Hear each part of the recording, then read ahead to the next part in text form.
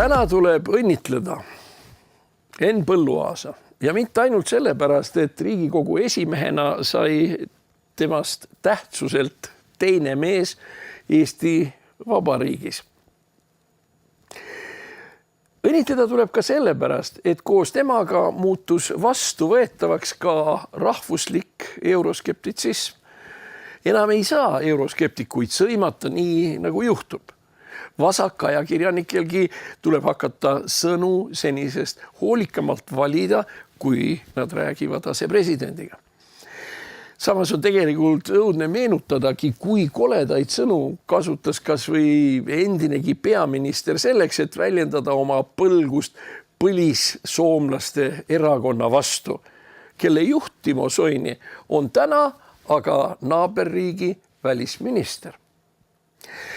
Euroskepsis on terve talupoja mõistus ja seda riigi juhtimisel mitmeski kohas, Ungaris, Poolas, Austrias, Itaalias. Aga seda imelikum, et partei ülemused siin Brüsselis ei saa endiselt aru, mis toimub.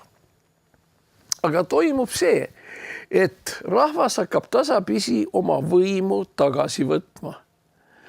Euroskeptitsism on palju enam kui paarkümmend parteid.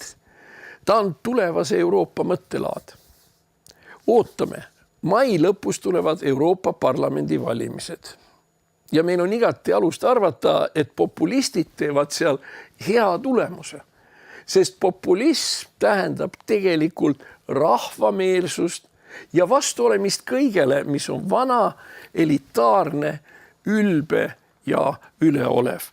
Ma lisaksin veel 2 uudist.